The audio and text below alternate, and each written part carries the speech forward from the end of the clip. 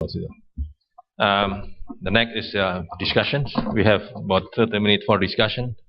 To do that, I would like to invite all speakers to come to the stage. So please, for those who want to ask or comments to the thing that just being presented, approach the microphone in the middle, in the center.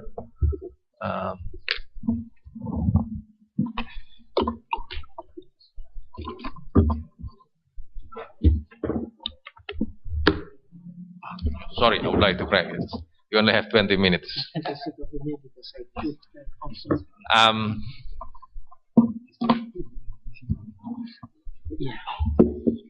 Okay, once, please come to the center to approach the microphone and speak, so that everybody can see clearly. Please state your name and your institution before you comment or asking this. And please also state what is to whom the question is directed to.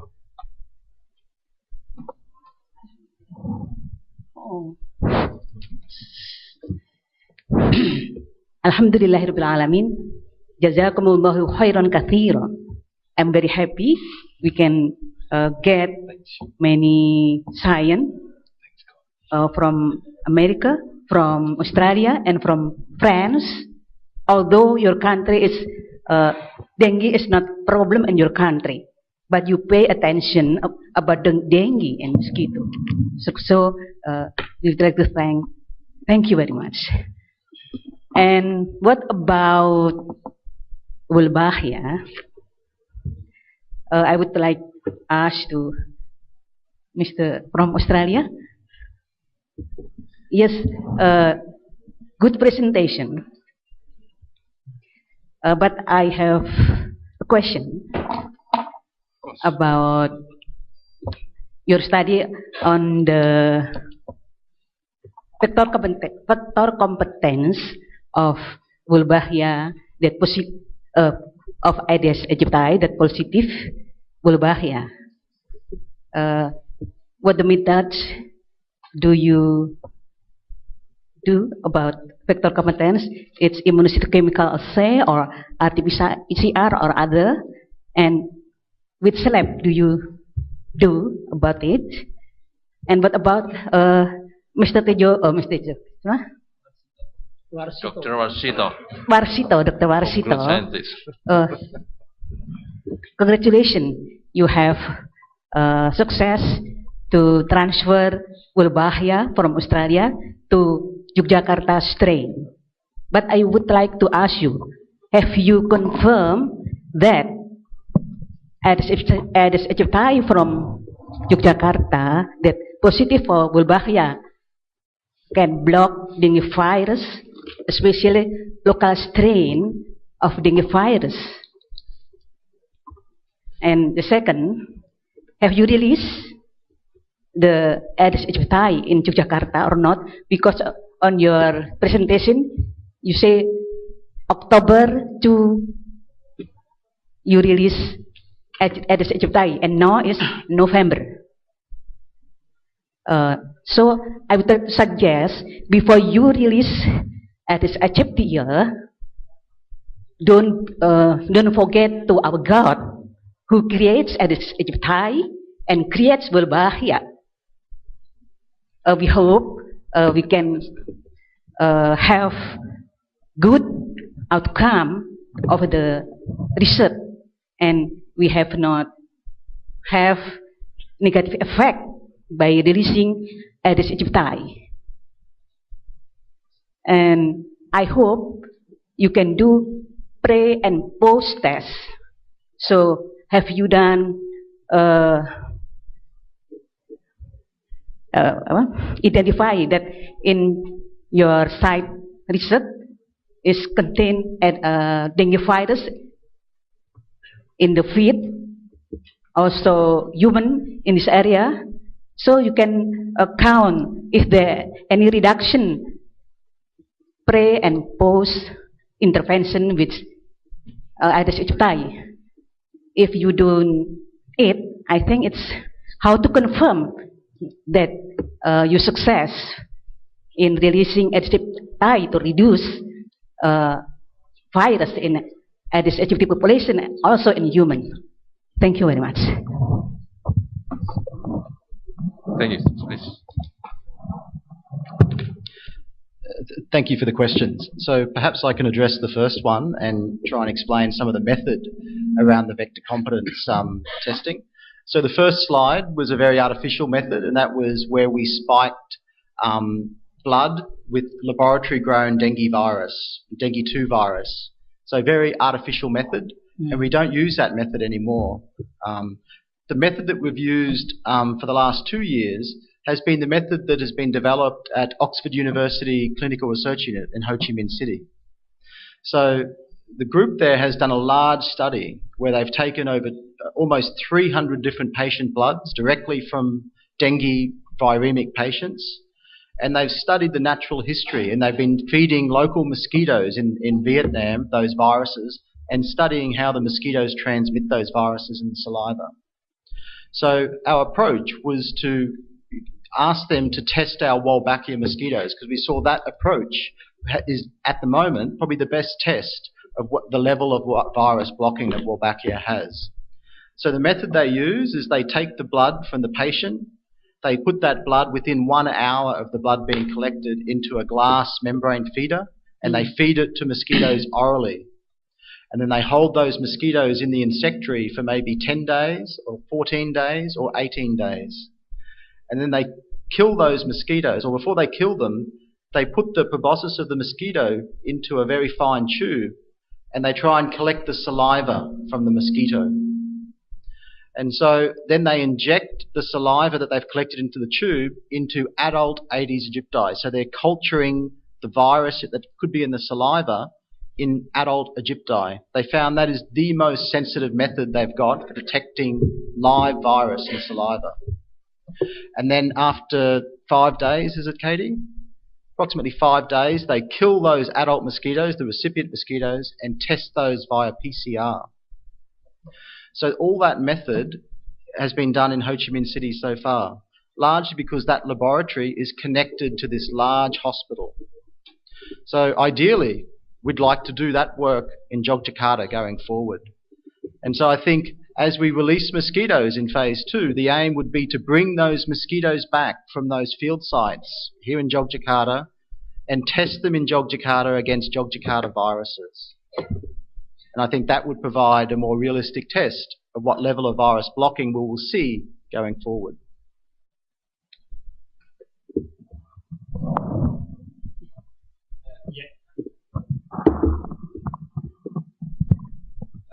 For the first question, I think it's already answered by Peter that yes, we did vector competence for the Aedes aegypti Yogyakarta with the Wolbachia, and we said it. I mean, we did it in Okru in Vietnam because of the standard, the technology, and etc. But the person who did the vector competence, our staff here in EDP, and this is kind of the capacity building as well, because next, as Peter said, that we will do vector competence here in Indonesia with a local virus from Yogyakarta patient with a strain from Indonesia.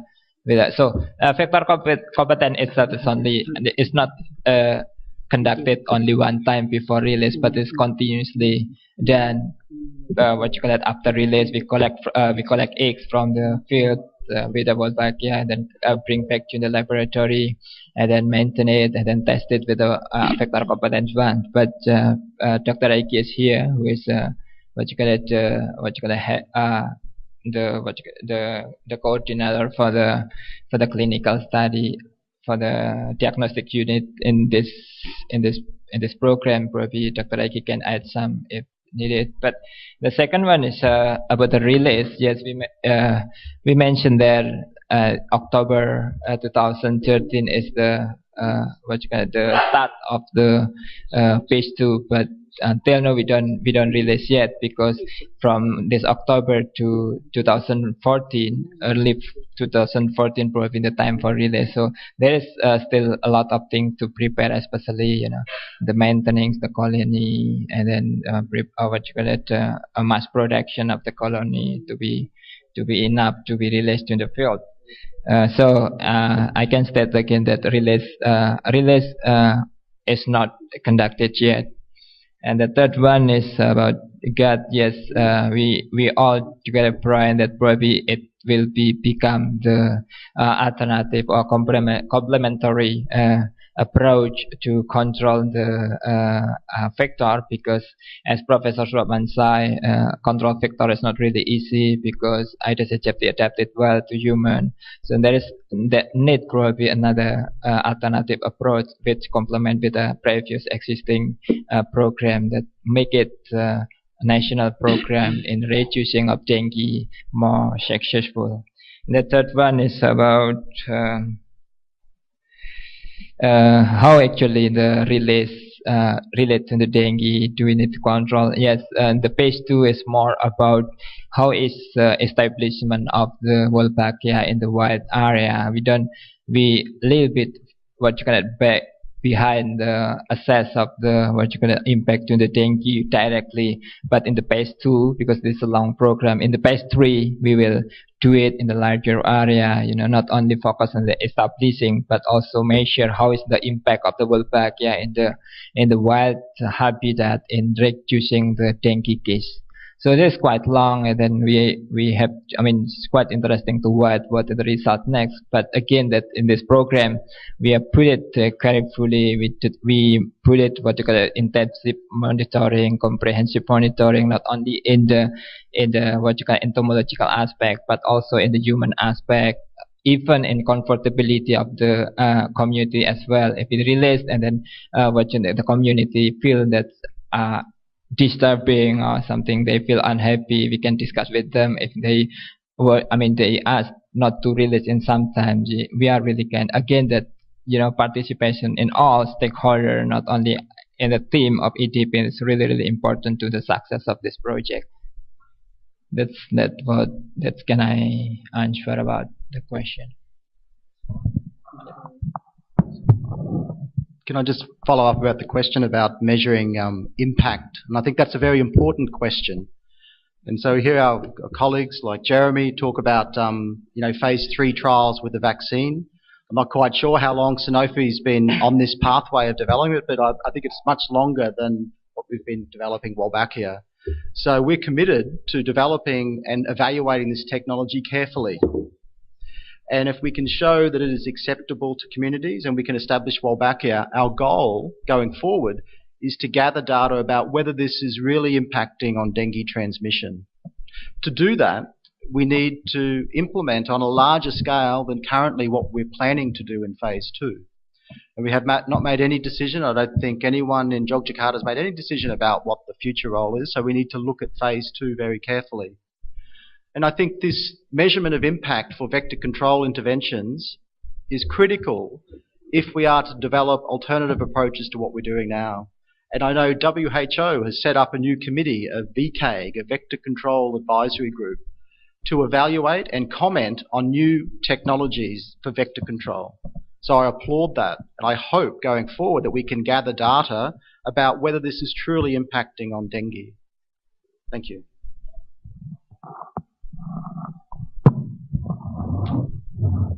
Yes, please.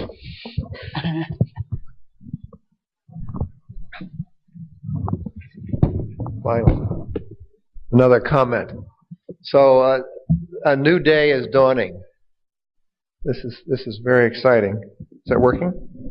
Oh, thank you. Wow. It's working well. New day is dawning. I've been working on dengue vaccines for many, many years. And I would say that even if we had a perfect dengue vaccine, and even if the world spent $30 billion or $300 billion on dengue vaccines, and dengue vaccines had more or less completely stopped dengue transmission, I still think that it is immoral and certainly unethical and against sound public health principles to allow a vector mosquito as efficient as Aedes aegypti, which can transmit yellow fever and chikungunya and the dengue viruses. It's unethical to allow that mosquito to survive. And our successors, I think, are going to have to contend with that fact, so that the implications are that the human race is going to be in the business of trying to get rid of Aedes aegypti for a very long time. Now, Wolbachia is a wonderful invention, and it implies the possibility that we could someday envision living with Aedes aegypti, but aegypti that no longer had the ability to transmit. Still, it's a little bit unaesthetic, it seems to me, for all of us to live forever with these mosquitoes breeding in our kitchens and our bathrooms and in our backyards. So I'm against Aedes aegypti. And here I'd like to point to the comment of Dr. Supratman. I think there's been an enormous failure in the development of countries and dengue endemic countries to build symmetrical responses to the public health problems.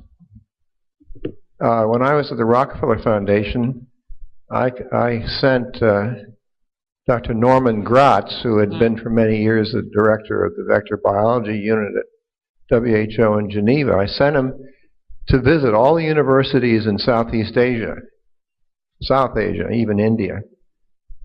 And his mission was to find out how many of them had graduate programs in medical entomology. Do you all know the answer? Do you all know what Norman Gratz came back? 0. In 1990? Yeah. Zero! Zero! 0.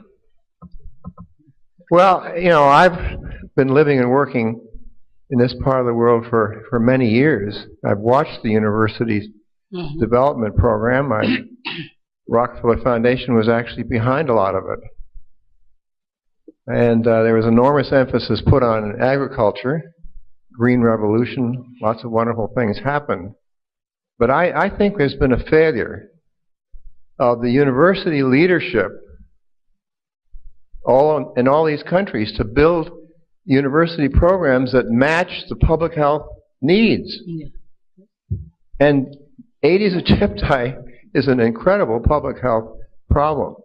And Dr. Supratman has pointed out absolutely correctly, because for many years I was WHO consultant to all the ministries of health in this area. I never met a medical entomologist. Everybody who was assigned to vector control was usually a physician who hated the job because he thought he ought to be professor of surgery someplace. And so you have people that are not properly trained, they're not properly motivated. Yeah. And so a bad situation just gets worse and worse. Yeah. So I don't know if there are any high-ranking members of the University of Gajah Mada in the audience. If they're not, maybe somebody knows one. But maybe Gajah Mada has a good program. It sounds, from all the abstracts I saw today and heard, that it looks like a lot of students that are working on Aedes aegypti. So maybe there is a strong postgraduate program in medical entomology here. If so, I congratulate you. But I would say, I'll bet there aren't very many in any other university in Indonesia. And I still think they're not anywhere near as many programs as there ought to be in the region. So I know that many university leaders meet together in the SEMIO program. And if this isn't an issue for SEMIO in the past, it ought to be an issue in the future, which is that there ought to be a very strong move to try to get the universities in this region to build strong programs in medical entomology. Now the problem is that they're all going to have to start from scratch. I mean, you can go to the United States, and I can name all the medical entomologists that work on dengue on the fingers of one hand. So the whole world has lost an enormous amount of competence. It's not that there aren't entomologists; there are entomologists. But so if we reinvent medical entomology in Southeast Asia, a lot of it may have to be done by pulling up your own bootstraps. But you know, there are enough people to help you to get started. At any rate, I'm standing up here because I really believe that this is a fight that the human race is going to have to engage in for a century. I mean, it's going to take a long time, and I think we need to get ready. And so I support Dr. Supratman's comments, and I hope.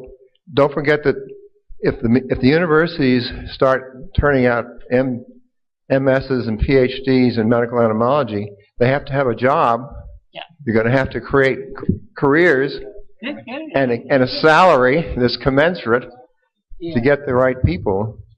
But even Wolbachia isn't going to automatically infest the entire Indonesian archipelago.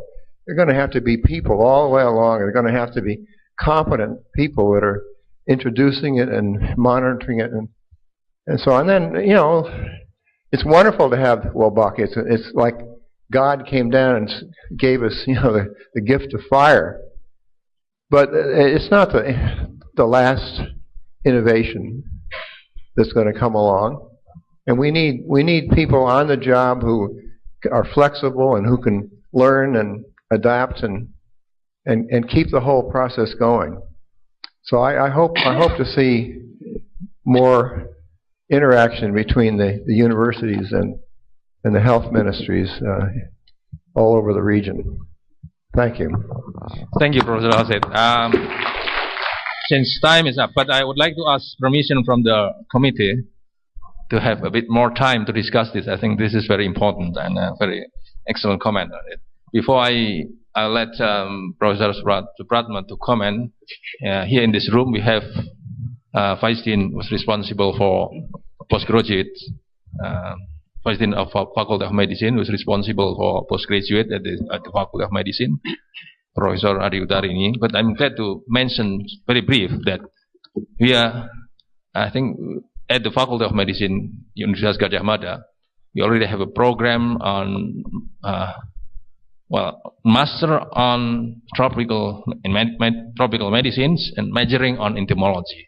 Please correct me if I'm wrong. But I think to be more precise, I will let Prof. Utarini to have some more, to give some more comment on it and some info. Please.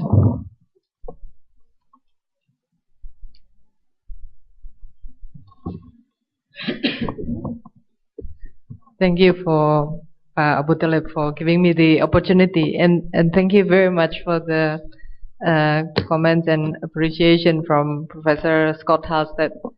For me, this is I don't know what to say, but this is the first time for me to meet Professor Scott Halstead, and we are very proud also to say that the graduate program in the Faculty of Medicine has been quite advanced, and even the number of the students currently exceeds the number of students in the undergraduate program.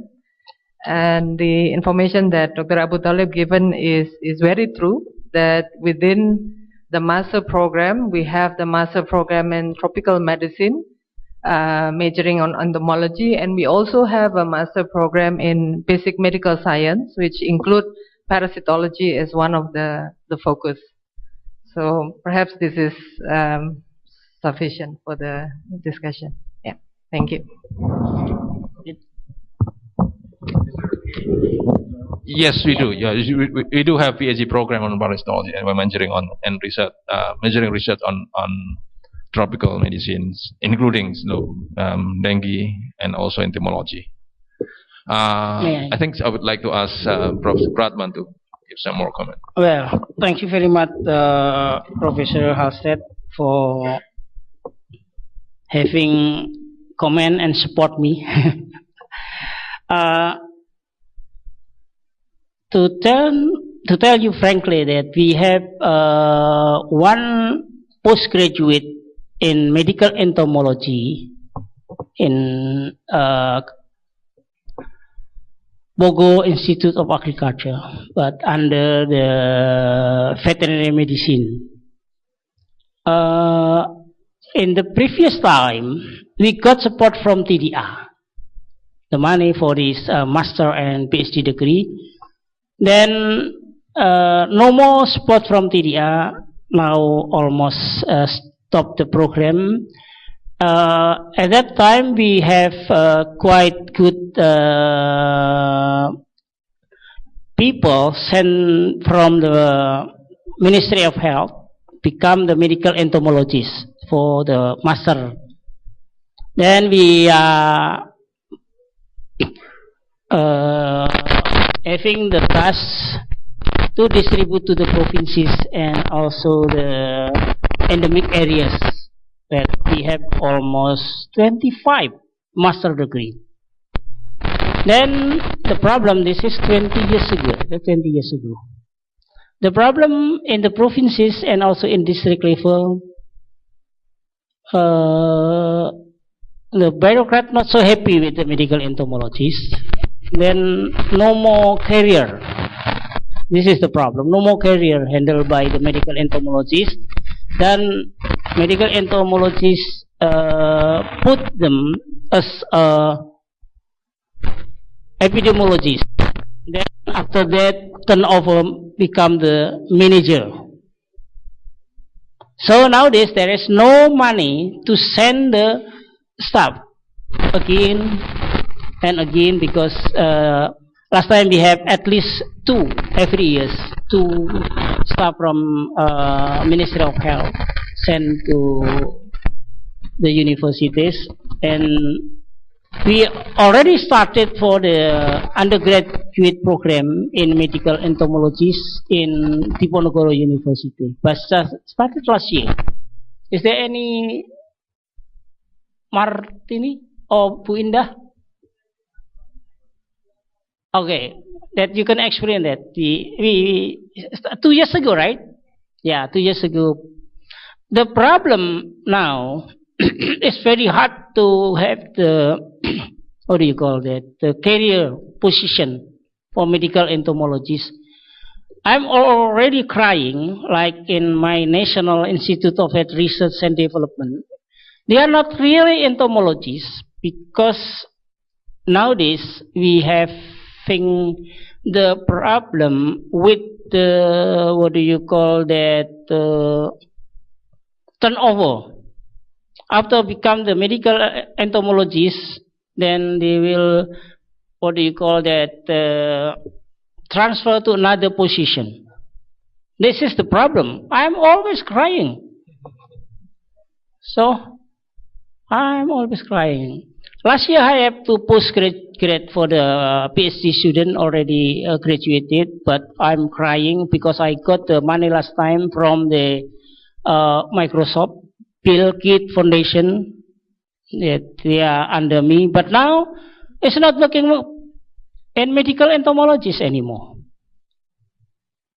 I'm hard to get money, but not success. It's become extinct, you know that. And I like to say here to our college and universities, okay, Ibu Utari, Professor Utari, I like to say thank you very much, and then keep in touch with me. Keep in touch with me, and I would like to encourage the bureaucrat in Ministry of Health to continue their career as a professional. That's not so easy. Not so easy to become the professional in medical entomologist. Actually, of course, this is rare, but in taxonomy is last time Professor has said taxonomy, right? Taxonomy. But now we are the medical entomologists, like Professor Halstead is red, like here. Become red because very rare. Really, really. I fly throughout the world due to the mosquitoes. Okay? I just encourage the young generation.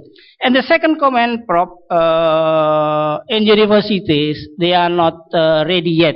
Mostly the university is not ready yet in medical entomologists in Persia, because this should be under tropical medicine, should be under parasitology. So not really, because I know exactly, because last time when I talking about medical entomologists and the graduate in Diponegoro University also, this is only part of this one, because undergrad also not so promising yet.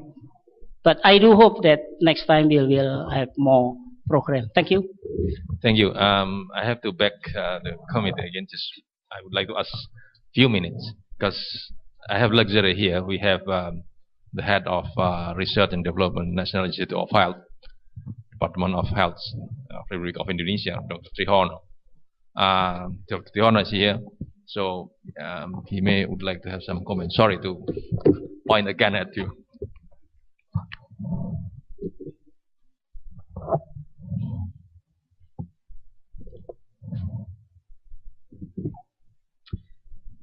Thank you very much. Yeah, from the Minister of Health, I think in the the long future, the vector-borne disease is still the problem. So, talking about the medical entomologist, it is a very good opportunity to do like that. But the problem for the government employees not under the Minister of Health, it is not the ministry. So that's where the problem. But for facing the problem, I think that vector-borne still increasing, still a big problem in our country. We are talking about the dengue. I think still a big job for us to solve this problem. So that for medical entomology, I think it is a good opportunity to career in ministry in terms of research, in terms of, not in the term of position, because in term of position may be different, because the expert of medical entomology is not in the position. And the other about the Wolbachia, I think it is a good opportunity for Indonesia to contribute to take a part of that research, because it is a great idea. The mosquito is still there, but the transmission is stopped. But we should also be careful, because it is the Wolbachia from Australia, so that is bad. So if we can prove that it's no different between Wolbachia of Australia and Indonesia, maybe it's more easier. Really, that we will be very happy if the Wolbachia is from Indonesia style. So that is a good idea. If we put it Wolbachia from Indonesian strain to the mosquito of Aedes aegypti in Yogyakarta. So, but really we can discuss about this, because we are preparing the expert meeting about that, because it's not easy to decide, because we, in my opinion, be careful is the most important approach for that. Thank you very much. Thank you, Dr. Trihono. Because of the time, I already add 3 times to add some more time. Just to close this statement, we here at the university, if the demand is there, we have the, I think, the human resources, and if necessary, we could also ask collaboration from others, help from other university. So if the expertise like PhD and entomologists are needed, I think I would say that we could establish that program. Well, this is not my authority, of course, but I'm confident that we could establish that. Thank you very much for all the presentation and comments. I think this last session is very terrific, and please give applause to all.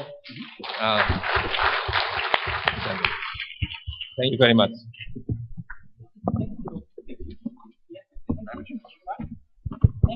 Thank you, Dr. Taleb. I would like to request Dr. Taleb to please present the souvenirs to the delegate speakers.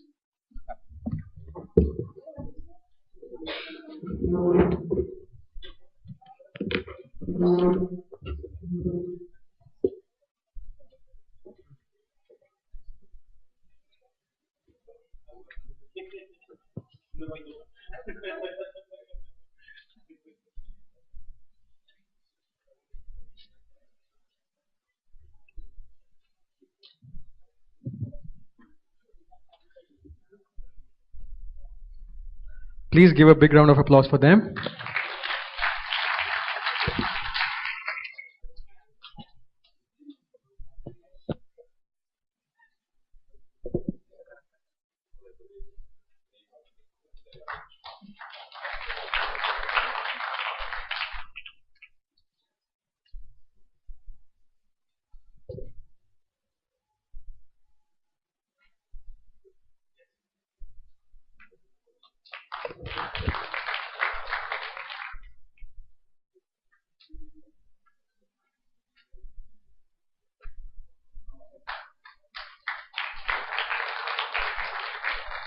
Thank you so much once again. There is one information about the EDP meeting, Eliminate Dengue Project meeting, for the stakeholders.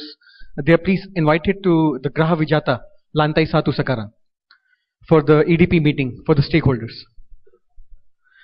Okay, the 2-day symposium has come to an end finally, but there is a surprise. Actually, please wait here. We have to give the prize for the best oral presentations.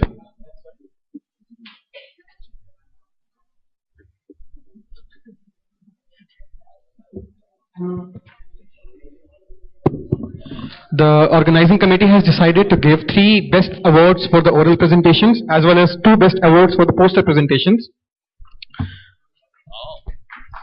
So please give a round of applause once again, because it is very difficult to announce and it was very difficult for the jury as well as to select who is the best. I'm very sure about it. Okay, anybody can guess for the oral presentation who is the best first prize winner for the oral presentation? Any guesses?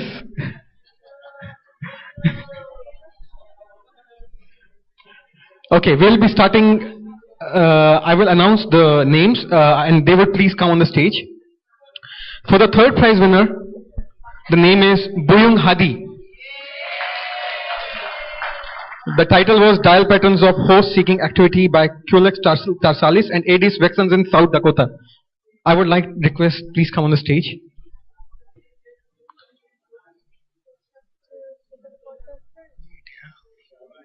Okay, and the second prize winner is Lintang Dian Saraswati. Can I have her on the stage, please? Yeah. Okay, and the first prize winner, any guesses for the oral presentation? Okay, this is the young chap, Guntur Benedict Hutachulu. Please come on the stage.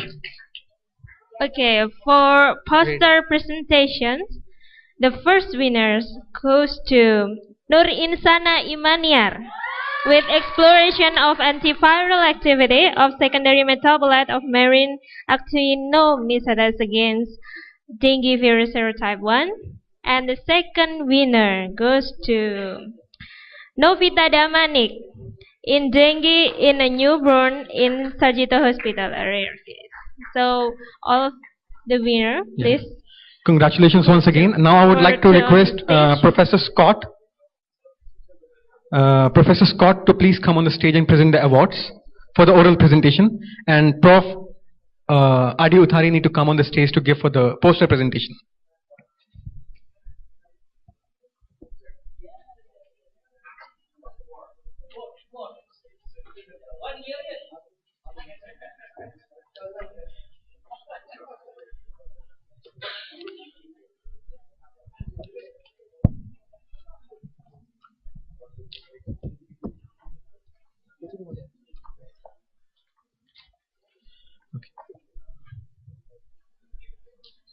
Okay, this is the first oral presentation award. The prize is 3 millions. And this is for the second. And this is third.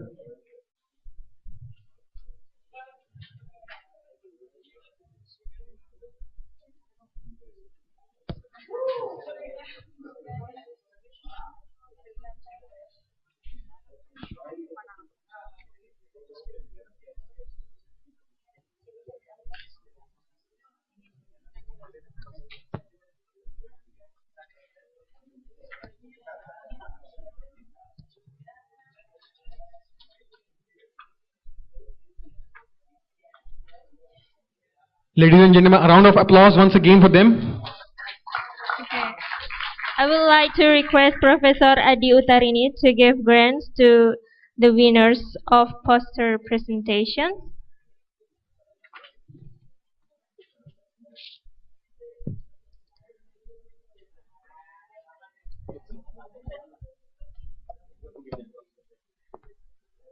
This is the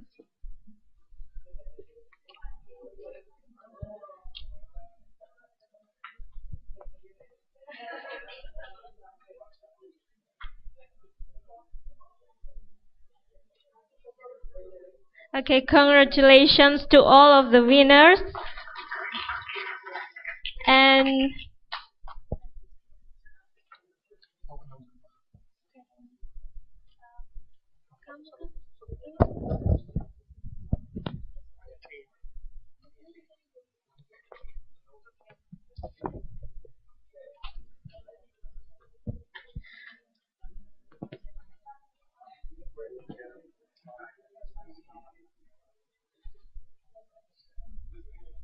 thank you.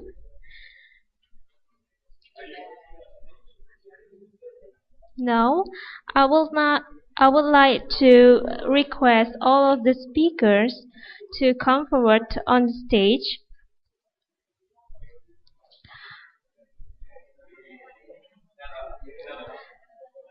to receive the souvenir from our organizing committee. The souvenir will be given by our Vice Dean of Research, Collaboration and Postgraduate, Gadjah Mada University, Professor Adi Utarini. So can we please request all of the delegate speakers to please come on the stage? Okay. Right.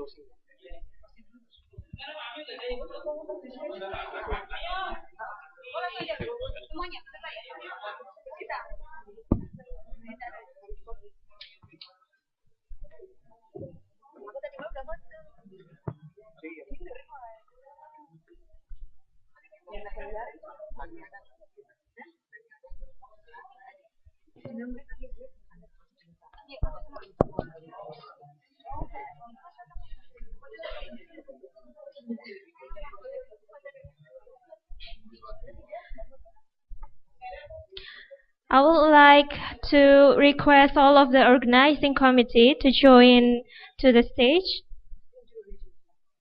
to take photo.